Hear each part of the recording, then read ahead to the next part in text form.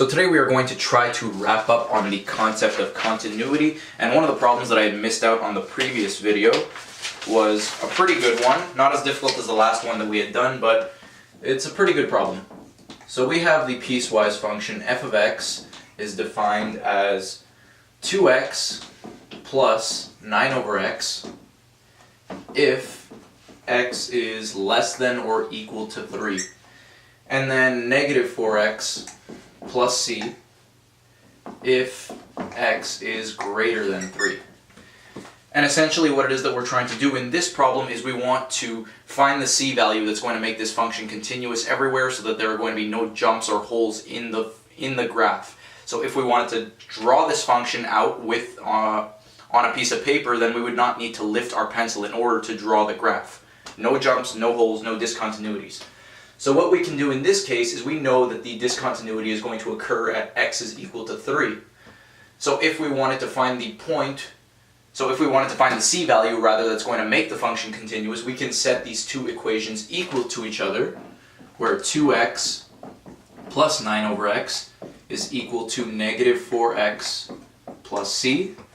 And then we can evaluate the function at x is equal to 3, and that's going to get rid of all of the x terms, and it's going to leave us with just a c. So if we were to evaluate this at x is equal to 3, we would get 6 plus 9 over 3 is going to be equal to 3 minus 4 times 3 is negative 12, and then plus c. If we wanted to add all of these things up and drag them to the other side, this is going to come to 9. 9 plus 12 is going to be equal to 21. 21 is going to be the c value that makes this function continuous everywhere. So moving on to the next style of problem that you're most likely to encounter whenever it is that you're dealing with continuity problems, we have this problem right over here where it is that this function is going to be defined piecewisely as 3x minus 5 if x is not equal to 1, and 2 if x is going to be equal to 1. And the question is basically asking us, is f of x going to be continuous at x is equal to 1? So what we can do for this problem is we can simply take the left-handed and right-handed limits of this function right over here where x is not equal to 1. And if that right-handed and left-handed limit agree with each other, and they happen to agree on the value that comes up right over here, so if x is equal to 1, then our output is going to be equal to 2. If the left-handed and right-handed limits of this function as x approaches 1 is equal to 2, then we can come to the conclusion that right away that the function is going to be continuous at x is equal to 1. If it were to give us any other value that is not equal to 2, then we can come to the conclusion that it is discontinuous at x is equal to 1. So moving on, if we were to take the limit, the right-handed limit as x approaches 1 from the right, and the limit as x approaches 1 from the left of 3x minus 5 and 3x minus 5. Well, this is nothing special and doesn't really require any manipulation whatsoever. It's going to give us the exact same output on both sides of the function. If we were to plug in 1 into this, we would get 3 minus 5, which is going to give us negative 2. So our output is negative 2. Same thing right over here. If we were to plug it in from the left, it would still give us an output of negative 2. Now, unfortunately, these two do not line up with the positive 2 that come out over here. So essentially what's going to happen as you approach 1 on this function is it's going to get closer and closer and closer to negative 2, and then the moment x strikes 1, it's going to jump straight to positive 2, and then afterwards it's going to jump back down toward negative 2. So that's considered a discontinuity, and that's exactly what the question is asking us. Is it continuous or is it discontinuous at x is equal to 1? So right away we can tell that f of x is discontinuous at x equals 1.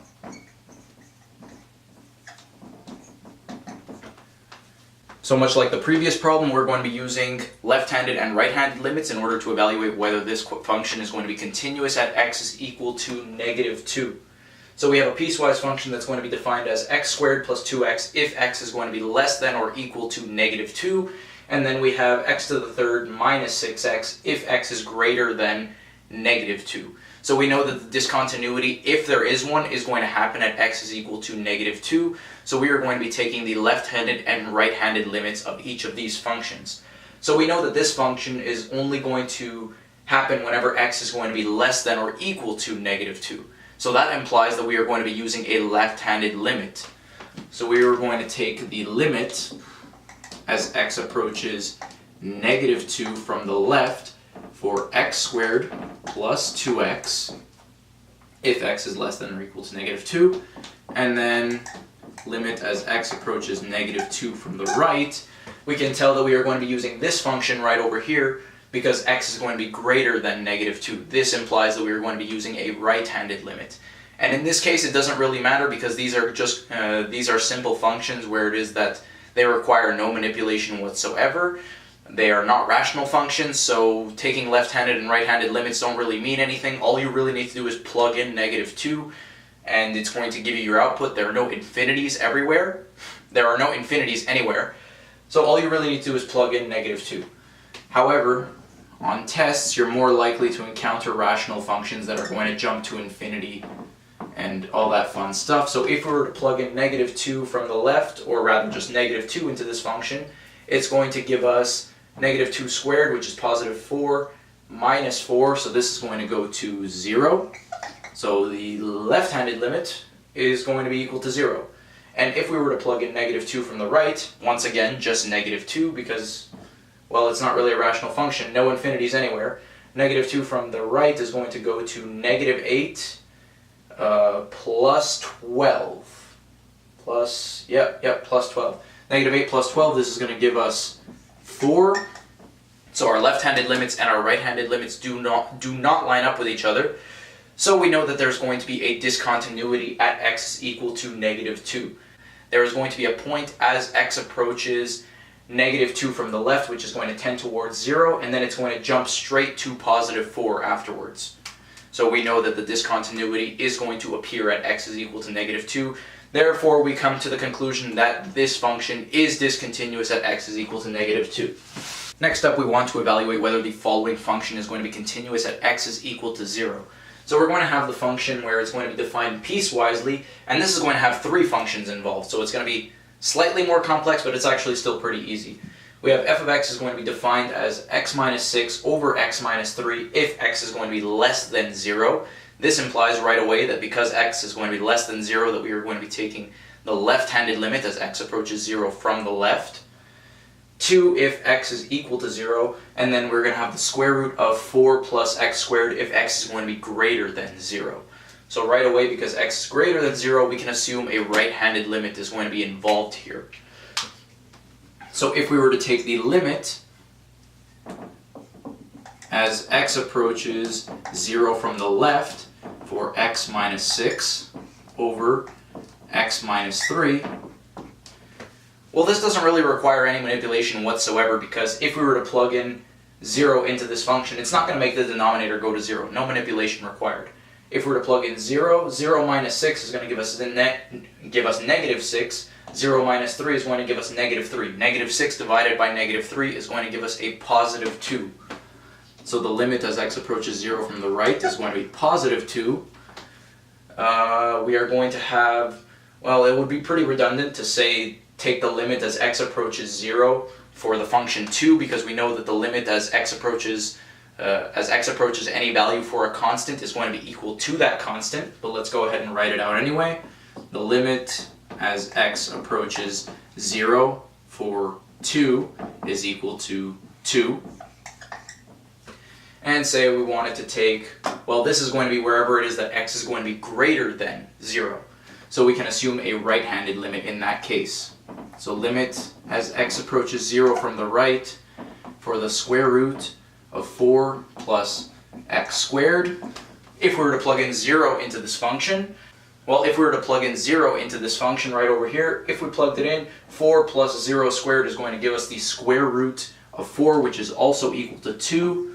So these 3 limits do line up with each other. Let's just connect them all. Yeah.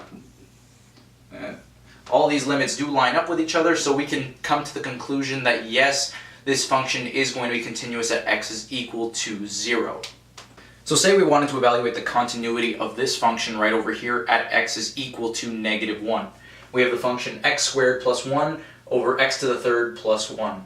And we are asking, is it continuous at x is equal to negative 1? Let's find out. If we were to try to plug in negative 1 into this function, we would get negative 1 squared, which is positive 1, plus 1 is going to give us a positive 2 in the numerator. And then if we were to try to plug in negative 1 into the denominator, negative 1 to the third power is still going to be negative 1. Negative 1 plus 1 is going to be equal to 0. One of the things that's rather important about continuity is that a function needs to be defined at a specific point in order for it to be continuous at that exact same point. However, there are no real manipulations that can be done to this function other than we can maybe factor the denominator a little bit, but the numerator can't be factored using regular numbers. So we can't cancel out anything in the numerator and the denominator in order to make this function defined at x equals negative 1 anywhere. There is no way that you can make this function defined at that point. So because the function is not defined at that point, we can also assume that it is discontinuous at that point immediately. So f of x discontinuous at x equals negative 1 because undefined. The function is undefined, you cannot divide by 0, and because of that, we can come to the conclusion that the function is discontinuous at that x value. Here's another one where it's going to be defined piecewisely in 3 ways. F of x is going to be equal to x to the third minus 27 over x squared minus 9 if x is not equal to 3. Oh, there's only 2 functions, not 3, forget about it.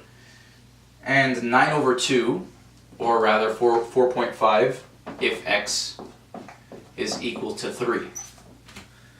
So we want to take the left-handed and the right-handed limits of this function and see if they come to 9 over 2, because x is going to be equal to 9 over 2 at x is equal to negative 3. If both the left-handed and right-handed limits of this function right over here tend towards 9 over 2, then we can say that the function is going to be continuous at x is equal to 3. Otherwise, we say that it's discontinuous. So what we can do for this function is right away we can do a little bit of factoring.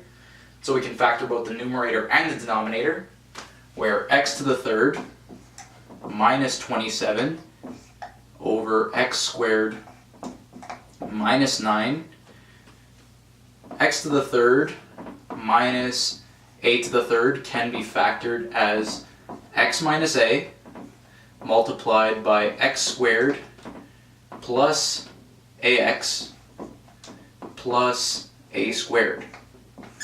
So right away we can factor this as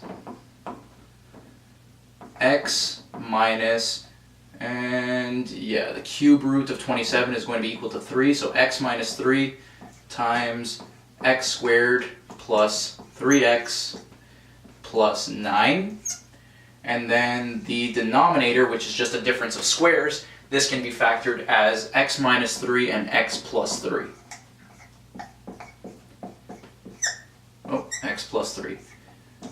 Common factor in both the numerator and the denominator. All we need to do is we have, well, this is pretty much all we can do in terms of factoring. This is all that we have left. So this is what we're going to be taking our left-handed and right-handed limits of. So we are going to evaluate the limit as x approaches 3 from the right, and the limit as x approaches 3 from the left for x squared plus 3x plus 9 over x plus 3. Same thing down here, plus 3x plus 9 and x plus 3. This doesn't really require any left-handed or right-handed limits. We can plug in 3 right away without making the function discontinuous. If we were to plug in negative 3, then we would have an issue because the denominator is going to go to negative 3 plus 3. It's going to go to 0, and then it's going to tend towards infinity in one direction and then negative infinity in the other direction. However, if we were to plug in positive 3 from the right into this function, we can plug in positive 3. This is going to come to 9 plus 9 plus 9 is going to come to 27, and then over 6. This can be further simplified as, well, if we were to divide this by 3, this would give us 9 over 2. 9 over 2 is going to be that limit, and it's going to be the exact same thing over here on the left-handed limit. So if we were to plug this in, we would get the same thing, 27 over 6, which can be simplified as 9 over 2. So what can we conclude about this function? Well, if x is not equal to 3, then the left-handed and right-handed limits are going to be 9 over 2 and 9 over 2, and if x is equal to 3, then it's going to be equal to 9 over 2. So we can tell right away that because all of these limits are going to be equal to each other, the left-handed limit and the right-handed limit of this function both come to 9 over 2, and then this function, well, this is just a constant. If x is going to be equal to 3, because they all add up to the same value, we can come to the conclusion that this function is indeed continuous at x is equal to positive 3. So we want to evaluate which values of x it is that this function is going to be continuous for. So what we're going to try to do is we are going to find the values that make this function undefined, and then we are going to assume that the function is going to be defined for all other values that are not those exact same values. So what we can do for this function is, well, the numerator can't be factored. At least I don't think it can. X squared plus 3x plus 5. If we were to look for two values that add up to a sum of 3 and give us a product of 5, I don't think that can be done. So what we're going to try to do is we're going to factor the denominator to give us the values that are going to make this function undefined and therefore discontinuous at that specific point. So we know that we want values that are going to add up to a sum of positive 3 and a product of negative 4. So positive 3 and negative 4, I think positive 4 and negative 1 work. Yep. Positive 4 and negative 1, x plus 4, and x minus 1. So we can come to the conclusion that this function is going to be discontinuous wherever it is that either of these factors are going to go to 0. So let's take these two functions, x plus 4 is equal to 0, and x minus 1 is equal to 0. So the function is going to be discontinuous, it's going to be undefined at x is equal to negative 4, and x is equal to positive 1. So at either of these 2 points, we are going to have a factor that's going to go straight to 0, and that's going to make the function undefined at those points. So we know because the function is going to be undefined at those points that it also must be discontinuous at those points. Now we can come to the conclusion that, well, we know exactly where it is that it's discontinuous, so let's assume that it's going to be continuous everywhere else. So we can come to the conclusion that f of x is continuous for. So we know that this function is going to be defined and therefore continuous for all values that are not going to be equal to negative 4 and positive 1.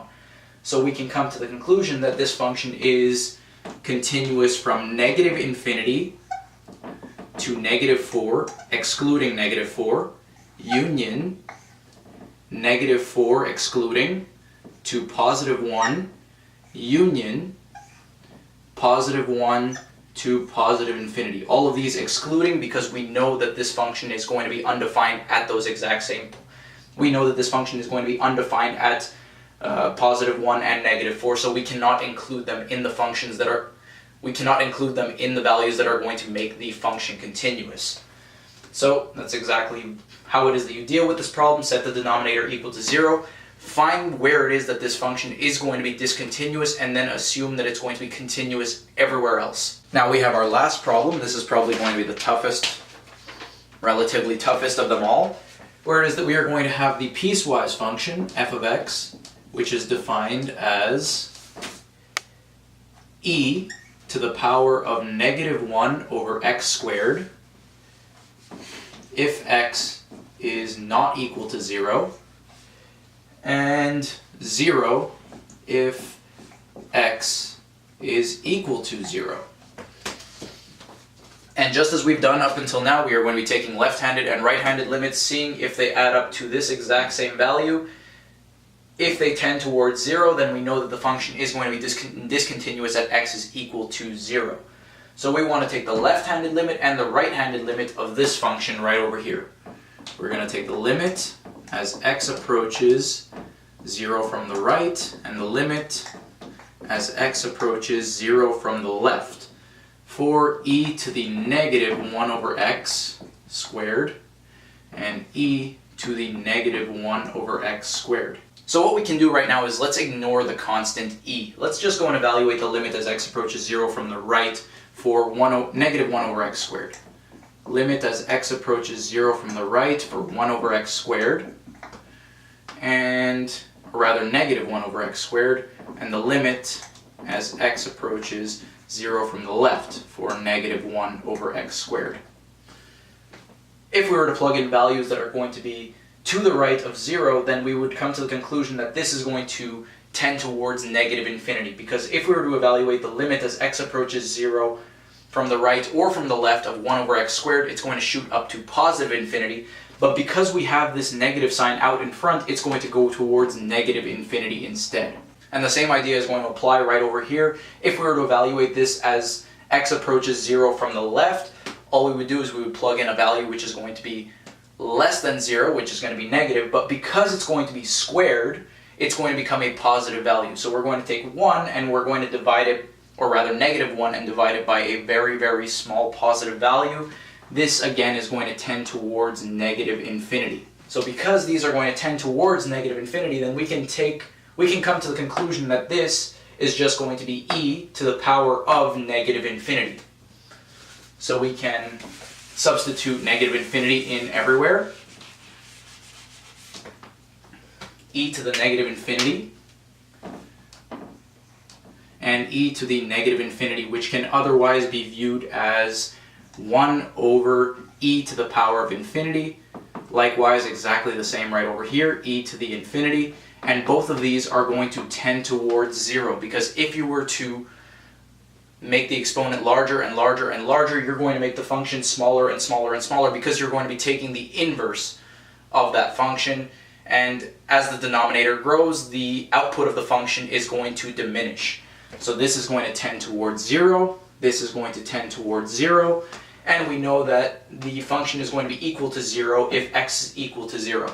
So we know that the left-handed limit and the right-handed limit line up to 0, and we know that x is equal to 0, and therefore y is going to be equal to 0. Therefore, the function is going to be continuous at x is equal to 0.